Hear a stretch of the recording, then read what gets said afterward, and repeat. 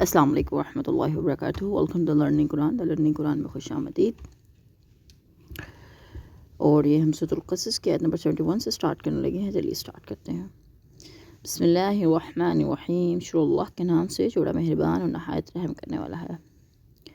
قل فرما دیں، ارائیتم بھلا تم دیکھو تو، ان اگر جعل رکھ دے اللہ علیکم تم پر اللیل رات سرمدن ہمیشہ، الی تک یوم القیامت زور قیامت، من کون الہ معبود غیر اللہ اللہ کے سوا، یأتیکم تم لے آئے تمہارے پاس بضیاء روشنی، افلا تسمعون تو کیا تم سنتے نہیں۔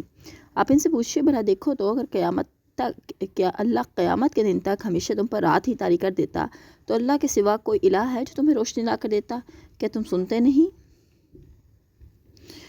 قل فرما دیں، ارائیتم بھلا تم دیکھو تو، ان جعل اگر بنائے رکھے اللہ علیکم تم پر النہار دن سرمدن ہمیشہ، الی تک یوم القیامت روز قیامت، من کون الہ معبود غیر اللہ اللہ کے سوا، یأتیکم لے آئے تمہارے لیے باللیل رات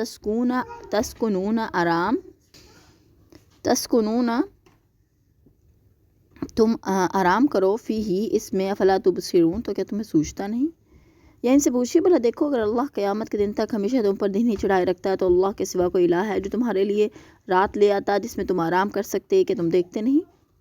رات اور دن کے نظام کا اللہ تعالیٰ نے متعدد مقامات پر اللہ تعالیٰ نے اپنے بہت بڑے بڑے قدرت کی کارناموں اور جائبات میں شمار کیا ہے۔ ایک ظاہر بین انسان نشانیوں کو روزمرہ کے معمولات سمجھ کر ان کی طرف توجہ ہی نہیں دیتا، لیکن جن لوگوں نے اس نظام کی تحقیقی مطالعہ کیا ہے وہ اس نظام کی پیچیدگیوں کو خوب جانتے ہیں۔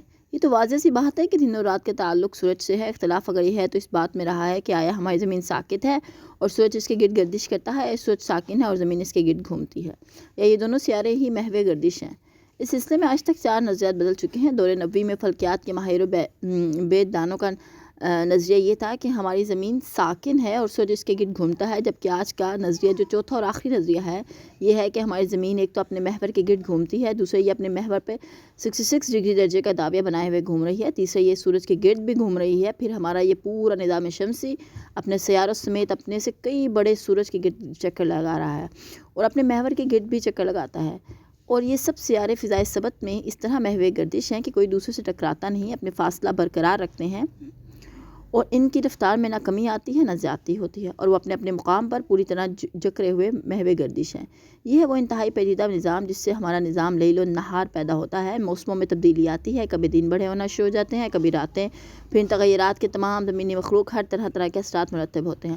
اب موجودہ نظریے کی روح سے یہ سوال یوں بنتا ہے کہ بتلاؤ اگر اللہ تعالیٰ زمین کی اس محوی گردش کو روک دے جس کا نتیجہ یہ ہو کہ زمین کے آدھے حصے میں ہمیشہ رات ہی طاری رہے اور آدھا حصہ جو سورج کے سامنے ہے اس میں ہمیشہ سورج ہی چڑھا رہے، تو بتلاؤ کہ اللہ کے بغیر تمہارا کوئی الہ ہے جو اس زمین کی گردش کو پھر سے چالو کر دے اور تمہیں ان مصائب سے بچا سکے جو اس صورت میں تمہیں پہنچ بھی سکتی ہے؟ رات کو اللہ نے تاریک اور ٹھنڈا بنایا ہے، تو جس حصے میں ہمیشہ رات رہے گی وہاں کے لوگ تو سردی سے ہی مر جائیں گے، کام کرنا تو دور کی بات، اور جس حصے میں سورج چمکے گا وہاں کے لوگ تو سورج کی تپش سے مر جائیں گے، آرام کرنا تو دور کی بات۔ اللہ نے ایسا حکیمانہ نظام بنا دیا ہے جو تمام مخلوق کے مصالحے پر مبنی ہے۔ اللہ نے رات کو ہمیشہ رہنے کا ذکر کیا تو فرمایا افلا تسمعون، اور ہمیشہ دن کے رہنے کا ذکر فرمایا تو فرمایا افلا تبصرون۔ یہ اس لیے کہ دیکھنے کا کام روشنی سے تعلق رکھتا ہے اور تاریکی میں انسان دیکھ تو نہیں سکتا، ہاں البتہ سن تو سکتا ہے۔ آیت نمبر 73۔ وَمِن رحمتہ، اور اپنی رحمت سے، جعل لکم اس نے تمہارے لیے بنایا اللیل رات، والنہار اور دن، لتسکنوا تاکہ تم آرام کرو، فیہ اس میں، ولتبتغوا اور تاکہ تم فضل تلاش کرو اور تاکہ تم تلاش کرو، من فضلہ اس کا فضل، روزی، ولعلکم تاکہ تم تشکرون تم شکر کرو۔ یہ اس کی رحمت ہے کہ اس نے تمہارے لیے رات اور دن بنائے تاکہ تم رات کو اور دن کو اس کا فضل تلاش کر سکو، اور اگر سوچو تو شاید تاکہ تم رات کو اور دن کو اس کا فضل تلاش کر سکو اور سوچو تو شاید تم اس کے شکر گزار بن جاؤ۔ یہ اللہ کی خاص رحمت ہے کہ اس نے دن رات کا نظام ایسا بنا دیا جس میں تمام مخلوق کے لیے فائدے ہی فائدے ہیں، کوئی جاندار مسلسل کام نہیں کر سکتا، لہٰذا اللہ نے رات بنا دی جو تاریک بھی ہوتی ہے اور ٹھنڈی بھی، اور آرام یا نیند کے لیے یہی 2 باتیں ضروری ہیں۔ ان دونوں کی موجودگی میں انسان گہری نیند سو کر دن بھر کی تھکاوٹ دور کر سکتا ہے۔ کام کاج کے لیے روشنی ضروری تھی، لہٰذا دن اس غرض سے اللہ نے بنا دیا۔ اب چاہیے تو یہ تھا کہ انسان اللہ تعالیٰ کی نعمتوں پر شکر ادا کرتا مگر اس سوندھی عقل کے انسان نے اللہ کا شکر ادا کرنے کے بجائے الٹا اس کے شریک بنانا شروع کر دیا. کئی ہستیوں میں اللہ کے اختیارات کو بانٹنا شروع کر دیا جس کا اس سے کوئی حق نہ تھا. وَيَوْمَ اور جس دن يُنَادِهِمْ وہ پکارے گا انہیں فَيَقُولُ تو وہ کہے گا أَيْنَ کہاں شُرَكَائِيَ میرے شریک الَّذِينَ وہ جو كُنْتُمْ تَزْعُمُونَ تم گمان کرتے تھے. اور جس دن اللہ انہیں پکارے گا اور پوچھے گا کہاں ہیں وہ جنہیں تم میرا شریک خیال کرتے تھے. وَنَزَعْنَا اور ہم نکال کر لائیں گے من سے کل امت ہر امت شہیدن ایک گواہ فقلنا پھر ہم کہیں گے ہاتو تم لاؤ پیش کرو برہانکم اپنی دلیل فعلموا سو وہ جان لیں گے انا کے الحق سچی بات للہ اللہ کی وضل اور گم ہو جائیں گی عنہم ان سے بکانو یفترون وہ جو گھڑتے تھے. اور ہم ہر ایک امت سے گواہ نکال کر لائیں گے پھر اس سے کہیں گے اس سڑک پر اپنی دلیل پیش کرو. اب انہیں معلوم ہو جائے گا کہ بات اللہ ہی کی سچی تھی اور جو کچھ وہ افترا کیا کرتے تھے انہیں کچھ یاد نہ آئے گا. یہ گواہ وہ شخص ہوگا جس کے ذریعے اللہ کا پیغام قوم یا گروہ کو پہنچا ہو, خواہ وہ پیغمبر ہو یا کوئی دوسرا بزرگ ہو, اور وہ خواہ اس بات کی گواہی دے گا کہ میں نے اللہ کا پیغام ان لوگوں تک پہنچا دیا تھا. اس گواہی کے بعد مجرموں کو موقع دیا جائے گا کہ اس گواہی کے خلاف کوئی عذر پیش کر سکیں تو وہ کریں, اور جب کوئی عذر پیش نہ کر سکیں گے تو ان سے کہا جائے گا تم اللہ کا پیغام سننے کے بعد بھی جو شرک میں ہی مبتلا رہے تو اس بات کے لیے تمہارے پاس کوئی دلیل ہے؟ اگر ہے تو اسے پیش کیوں نہیں کرتے؟ دلیل سے مراد یا کسی الہامی کتاب و سنت سے کی دلیل ہے جس سے معلوم ہو سکے کہ اللہ تعالیٰ نے واقعی فلاں قسم کے اختیارات اپنے فلاں بندوں یا فلاں قسم کے بندوں کو تخویص کر دیے تھے.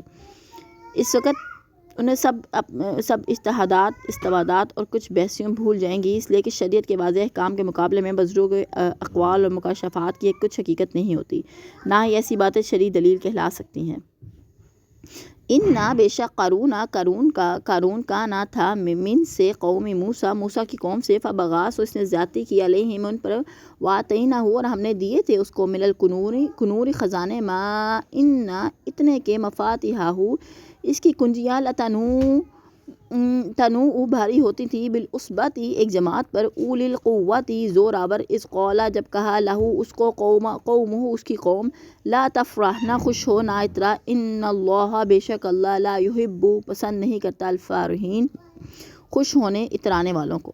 بلا شبہ قارون موسیٰ علیہ السلام کی قوم بنی اسرائیل سے تھا, پھر وہ اپنی قوم کے خلاف ہو گیا وہ اور دشمن قوم سے مل گیا. ہم نے اس سے اتنے خزانے دیے تھے جن کی چابیاں طاقتور جماعت بمشکل اٹھا سکتی تھی. ایک دفعہ اس کی قوم کے لوگوں نے اس سے کہا اتنا اتراؤ نہیں, اللہ تعالیٰ اترانے والوں کو پسند نہیں کرتا. قریش مکہ کا عذر یہ تھا کہ اگر وہ اسلام قبول کر لیں تو عرب مشرک قبائل ان کے دشمن بن جائیں گے, نیز ان کا سیاسی اقتدار ہی ختم ہو جائے گا بلکہ وہ معاشی طور پر بھی تباہ ہو جائیں گے. اگر یہ بات ان کے اسلام نہ لانے کا محض بہانہ دی, تاہم اس میں اتنی حقیقت ضرور تھی کہ قریش سرداروں میں بہت سے اکثر بہت دولت مند اور رئیس تھے, ان میں کچھ سود خور بھی تھے اور بہت سے لوگ اپنا سرمایہ شراکت کی بنیاد پر تجارت کرنے والے قافلوں کو افراد کو دیا کرتے تھے. ان کے تجارتی قافلے لوٹ مار سے محفوظ رہتے تھے. علاوہ ازیں مکہ تجارتی منڈی بھی بنا ہوا تھا, لہذا ان میں کئی کروڑ پتی سیٹھ موجود تھے, اور جہاں ماحول ہی سادہ مادہ پرستانہ اور کسی شخص کی بزرگی اور عزت کو محض دولت کے پیمانے سے ماپا جاتا ہو, وہاں سے سیٹھ کی لوگوں کی جس قدر و قیمت سے کی نگاہ سے دیکھا جاتا تھا وہ سب کو معلوم ہے. بالکل ایسی صورتحال قارون کی تھی جو ان سے بڑا سیٹھ تھا. اسی مناسبت سے اللہ تعالیٰ کے یہاں قارون کی مثال بیان فرمائی گئی ہے. قارون صرف یہی نہیں کہ بنی اسرائیل سے تعلق رکھتا تھا بلکہ حضرت موسیٰ علیہ السلام کا چچا زاد بھائی بھی تھا. اللہ نے اسے بے پناہ دولت عطا کر رکھی تھی. وہ پورے علاقے کا رئیس اعظم تھا. حضرت موسیٰ نے اسے زکوٰۃ کی ادائیگی کا مطالبہ کیا تو اس کی زکوٰۃ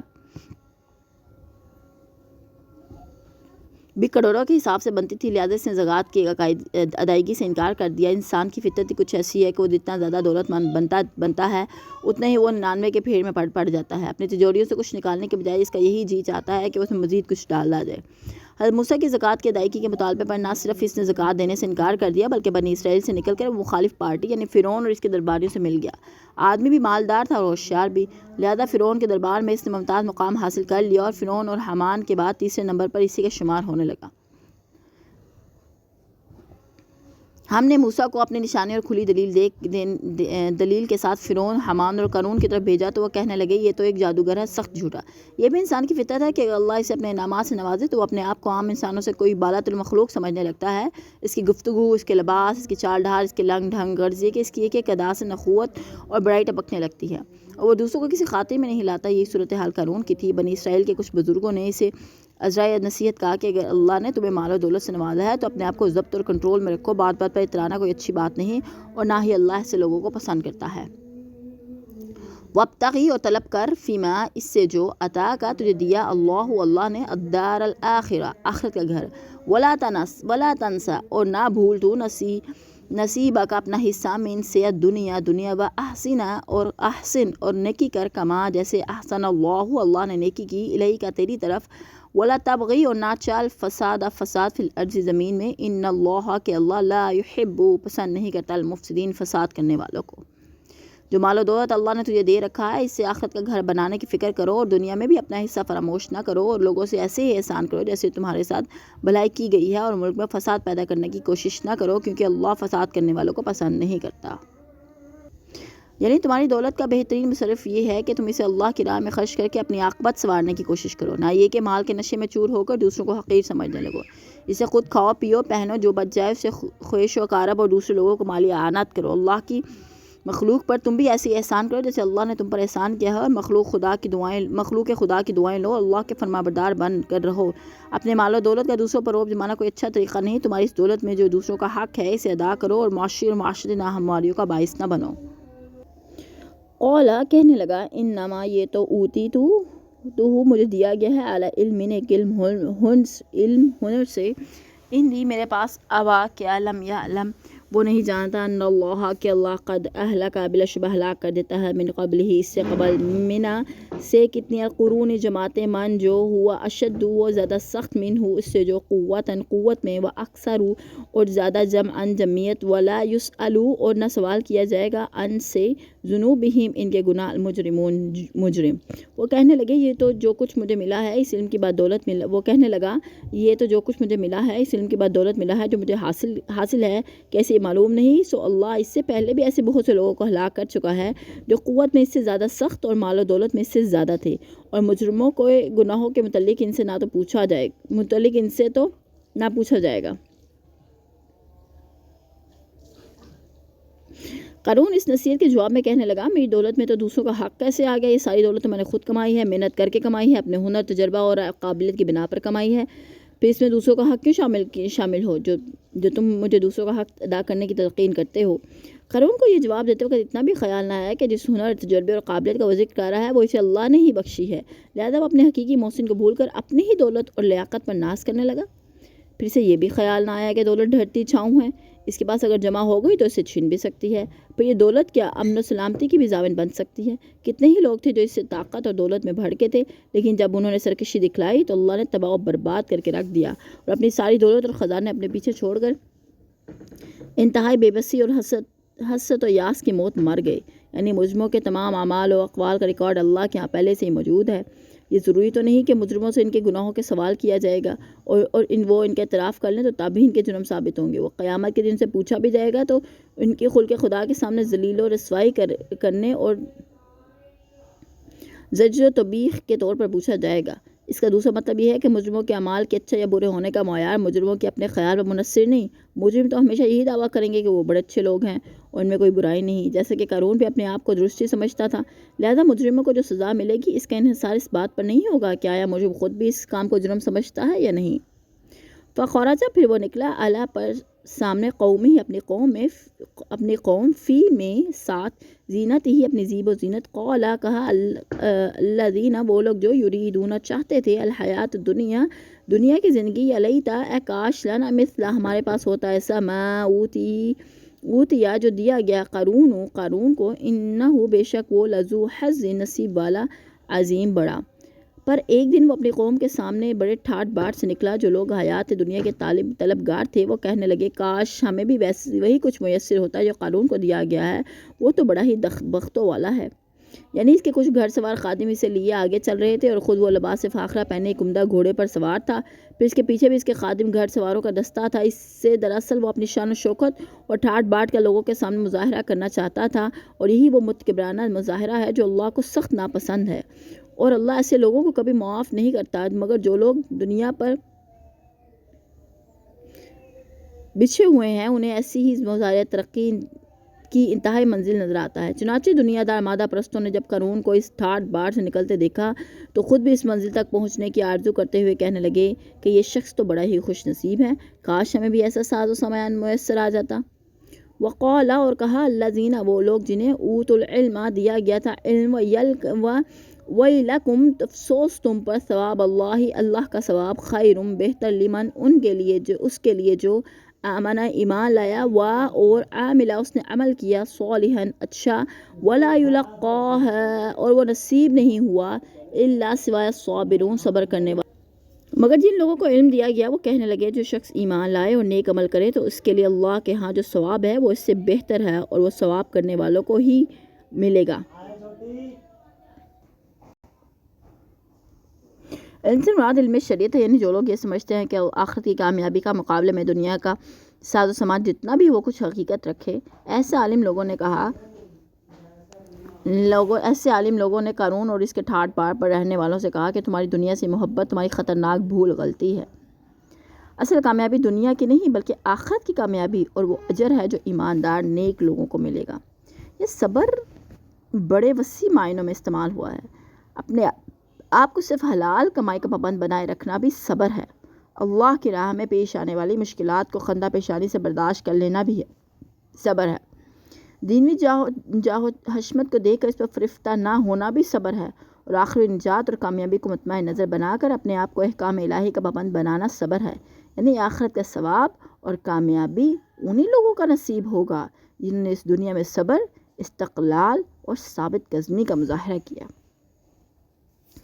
فخسفنا پھر ہم نے دھنسا دیا بھی اس کو و بدارہی اور اس کے گھر کو الارض زمین میں فما کانا سونا ہوئی لہو اس کے لیے من فیعتن کوئی جماعت ینصرونہ مدد کرتی اس کو من دون اللہ کے سوا وما کانا اور نہ ہوا وہ من المنتصرین بدلہ لینے والوں میں سے. پھر ہم نے قارون اور اس کے گھر کو سب کچھ زمین میں دھنسا دیا تو اس کے حامیوں کی کوئی جماعت ایسی نہ تھی جو اللہ کے مقابلے میں اس کی مدد کرتی اور نہ ہی وہ خود بدلہ لے سکا. کہتے ہیں کہ قارون جب موسیٰ کا مخالف بن کر فرعون سے جا ملا تو اس نے حضرت موسیٰ کو بدنام کرنے کے لیے ایک سازش تیار کی اور ایک فاحشہ عورت کو کچھ دے دلا کر اس بات پر آمادہ کیا کہ وہ آپ پر زنا کی تہمت لگا دے. چنانچہ جب حضرت موسیٰ نے اسے قسم دے کر سچ بات بتانے کو کہا تو اس نے بتلا دیا کہ اس نے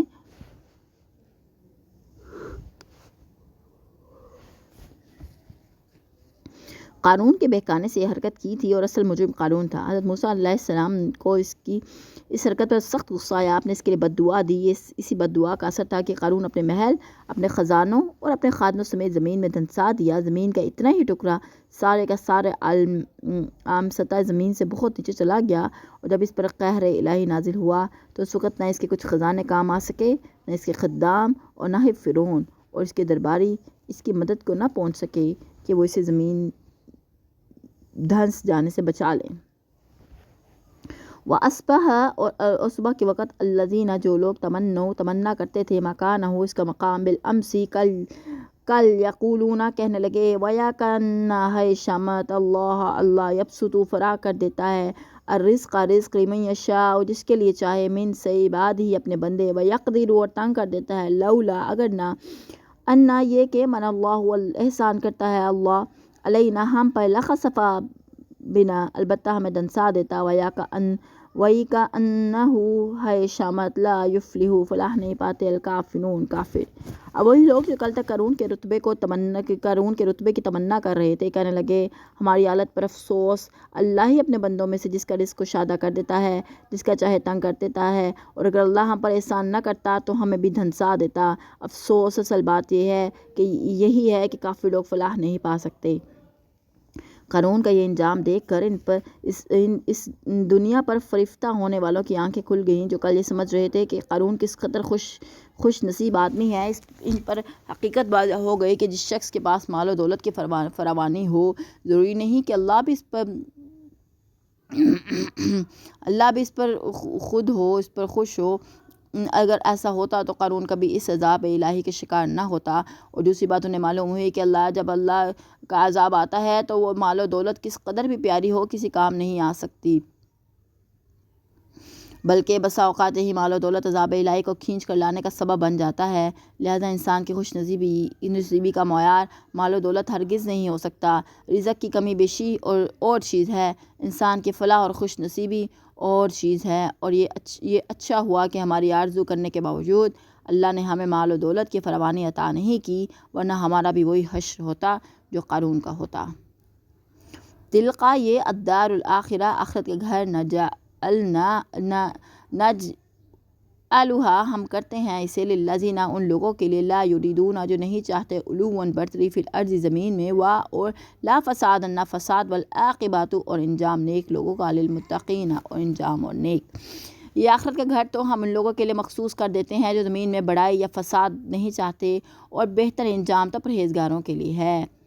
علو بمائنی سربلند متکبر مغرور، یعنی وہ بڑا بن کر نہیں رہتے، نہ دوسروں کو دبا کر رکھتے ہیں، بلکہ متواضع اور منکسر مزاج بن کر اور اللہ کے فرما بردار بن کر رہتے ہیں۔ ایسے ہی لوگوں کے لیے آخرت کا گھر مختص ہے، سربلندی اور ناموری چاہنے والوں اور متکبر بن کے رہنے والوں کے لیے ہرگز نہیں۔ فساد کا لفظ کا اطلاق عموماً چوری، ڈاکہ، غصب، غبن، لوٹ مار اور قتل و غارت کے معنوں میں استعمال کیا جاتا ہے، جبکہ شرعی اصطلاح میں فساد فی الارض کے معنوں میں اس سے بہت زیادہ وسعت ہے، یعنی وہ کام جس سے انسان اپنے حق سے تجاوز کر رہا ہو یا دوسروں کے حق کو پامال کر رہا ہو، وہ فساد فی الارض کے ضمن میں آتا ہے۔ قارون کے قصے میں اللہ نے قارون کو فساد فی الارض کا مجرم قرار دیا ہے، حالانکہ وہ نہ چوری کرتا تھا، نہ لوٹ مار، نہ قتل و غارت، ان میں سے کوئی کام بھی نہیں کرتا تھا۔ اس کا فساد فی الارض یہ تھا کہ اس کے مال میں دوسروں کا حق شامل تھا اور وہ اسے ادا نہیں کرتا تھا۔ اس طرح اگر کوئی شخص دھوکے سے یا جھوٹی قسم کھا کر اپنا مال بیچ رہا ہو تو اگرچہ معاشرے سے فسادی نہیں سمجھتا، لیکن شرعی لحاظ سے وہ فسادی ہے، کیونکہ اس نے فریب یا جھوٹی قسم کے ذریعے چیز کی اصل قیمت سے زیادہ وصول کر کے خریدار کو نقصان پہنچایا یا اس کا حق غصب کیا۔ گویا فساد سے مراد انسانی زندگی کے نظام کا وہ بگاڑ ہے جو حق سے تجاوز کرنے کے نتیجے میں لازماً رونما ہوتا ہے۔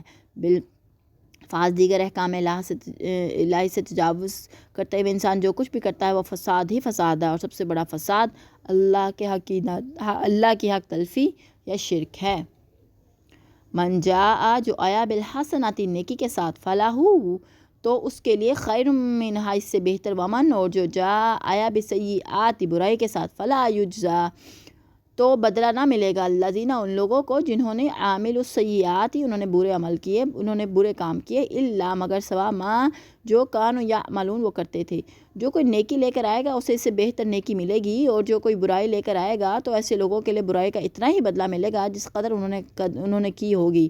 اس آیت میں جزا اور سزا سے متعلق ضابطہ الہی بتلایا گیا ہے، جو یہ ہے کہ نیکی کا بدلہ اللہ تعالیٰ اس کے اصل اجر سے بہت زیادہ دے گا، اور جو 10 گنا سے 700 گنا تک بھی ہو سکتا ہے، بلکہ اس سے زیادہ بھی، اور یہ کہ اس کے فضل و رحمت اور احسان کی بنا پر ہوگا، اور برائی کا بدلہ اتنا ہی ملے گا جتنی برائی تھی، یعنی اس بدلے میں زیادتی نہ ہوگی۔ یہ اس کی صفات عدل کا تقاضا ہے۔ دوسری قابل ذکر بات یہ ہے کہ نیکی پر اللہ نے وعدہ فرمایا کہ اس کا بدلہ ضرور ملے گا، اور برائی پر یہ وعدہ نہیں فرمایا کہ اس کا بدلہ ضرور مل کر رہے گا، کیونکہ یہ بھی ممکن ہے کہ اللہ معاف فرما دے، البتہ یہ بیان فرما دیا کہ اپنے کیے سے زیادہ سزا نہیں ملے گی۔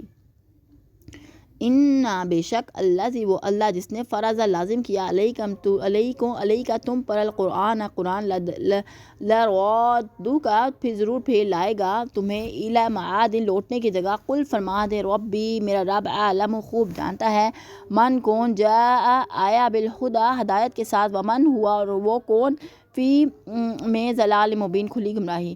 اے نبی بلا شبہ جس اللہ نے آپ پر قرآن پر عمل اور اس کی تبلیغ پر فرض کیا ہے وہ آپ کو بہتر انجام تک پہنچانے والا ہے۔ آپ ان کافروں سے کہیے کہ میرا پروردگار خوب جانتا ہے کہ کون ہدایت لے کر آیا ہے اور کون واضح گمراہی میں پڑا ہے، یعنی قرآن لوگوں پر پڑھ کر سنانے اور قرآن کی تعلیم دینے، اس پر عمل پیرا ہو کر دوسروں کو دکھانے اور اس کی اشاعت و تبلیغ کی ذمہ داری آپ پر ڈال دی ہے۔ معاد کے معنی عود کرنے یا لوٹنے کی جگہ بھی اور وقت بھی، کیونکہ اس لفظ کے معنی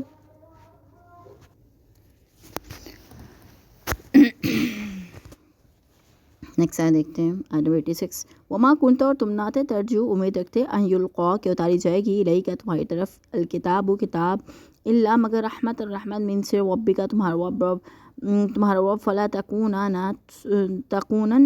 سو تو ہرگز نہ ہوتا ظہیراً مددگار للکافرین کافروں کے لیے۔ آپ کو ہرگز یہ توقع نہ تھی یہ کتاب قرآن آپ پر نازل کی جائے گی، یہ تو صرف اللہ کی مہربانی ہے، لہذا آپ ہرگز کافروں کے مددگار نہ بنیے۔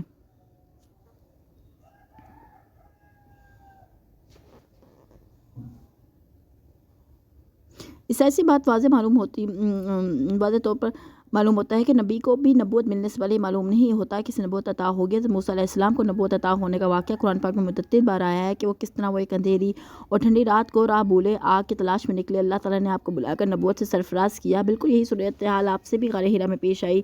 پہلی وحی کے بعد آپ گھبرائے ہوئے گھر پر پہنچے اور کہا مجھے کپڑا اڑا دو، کپڑا اڑا دو۔ پھر جب ذرا گھبراہٹ دور ہوئی تو آپ نے حضرت خدیجہ سے غار ہرا کا واقعہ بیان کرتے ہوئے فرمایا انی خشیت علی نفسی، یعنی مجھے تو اپنی جان کا بھی خطرہ پڑ گیا تھا۔ پھر حضرت خدیجہ آپ کو ساتھ لے کر اپنے خالہ زاد بھائی ورقہ بن نوفل کے پاس لے گئیں جو ایک نصرانی عالم اور نیک سیرت انسان تھے۔ انہوں نے آپ کو بتلایا یہ تو وہی فرشتہ ہے جو موسیٰ پر نازل ہوتا تھا۔ دوسری قابل ذکر بات یہ ہے کہ ہر دور کا نبی اپنے دور کا بہترین انسان ہوتا ہے، اس لیے اللہ تعالیٰ اسے نبوت کے لیے منتخب فرماتا ہے۔ نبوت عطا ہونے کے بعد اس کے فضل و شرف میں مزید اضافہ ہو جاتا ہے اور ہوتا رہتا ہے۔ شریعت کا یہ اصول ہے یعنی بھلائی کی طرف رہنمائی کرنے والا اس کے کرنے والے کی طرح ہوتا ہے۔ بمعنی سے بھی اتنا ہی اجر ملتا ہے جتنا کرنے والے کو ملتا ہے۔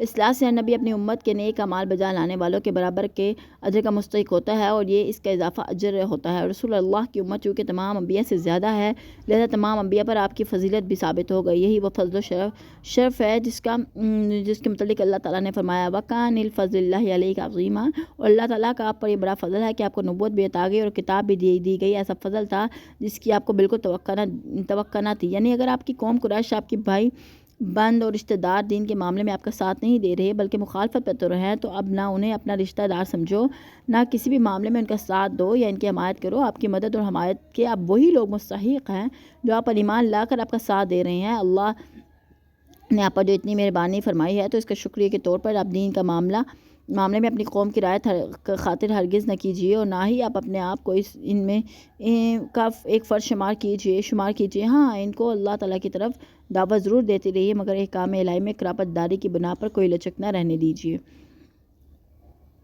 آیت نمبر 87 وَلَا يَصُدُّنَّكَ، اور وہ تمہیں ہرگز نہ روکیں ان سے آیات اللہ کے احکام بعد از جب انزلت نازل کیے گئے الیک تمہاری طرف وَادْعُوا، اور آپ بلائیں الی ربک اپنے رب کی طرف اور لا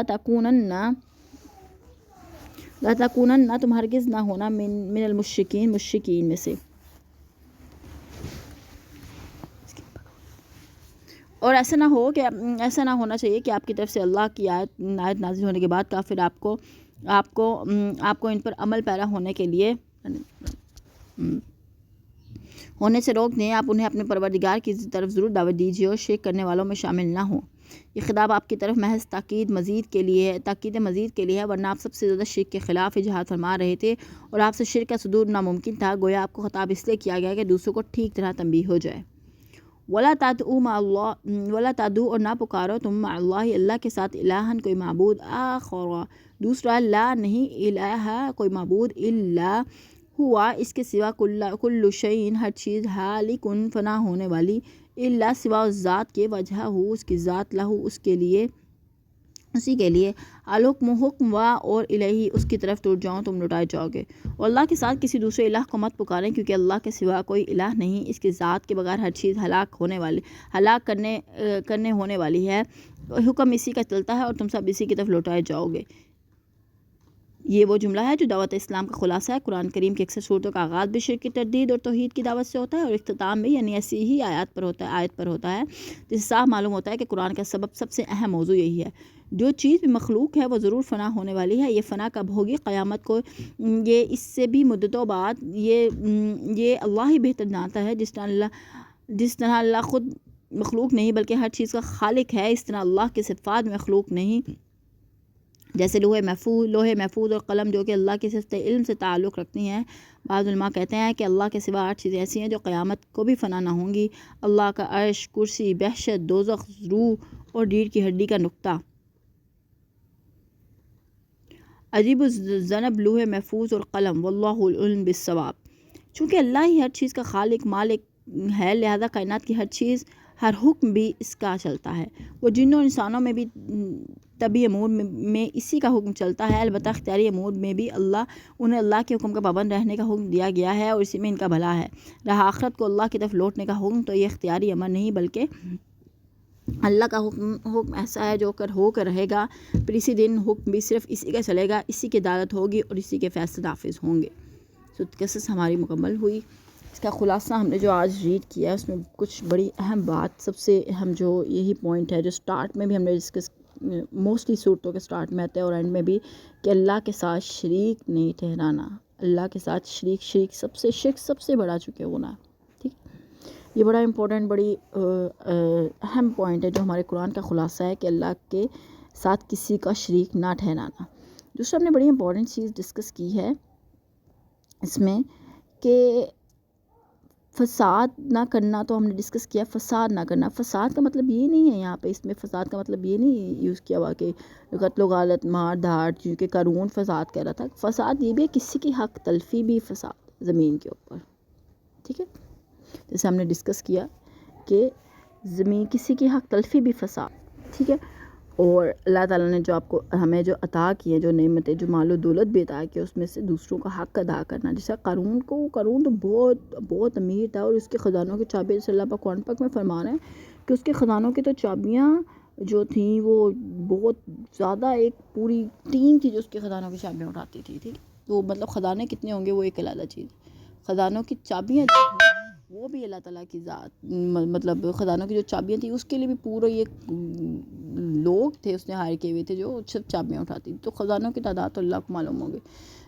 تو مطلب مال و دولت نہیں ہے کرائٹیریا ہماری کامیابی کا، تو کامیابی کا جو کرائٹیریا ہے وہ ہے اللہ کی بندگی، بس اللہ کی بندگی، اللہ کا شریک نہ ٹھہرانا، اللہ کی بندگی، اللہ کے جو مخلوق ہے اس کے ساتھ اچھے طریقے سے پیش آنا، ٹھیک ہے۔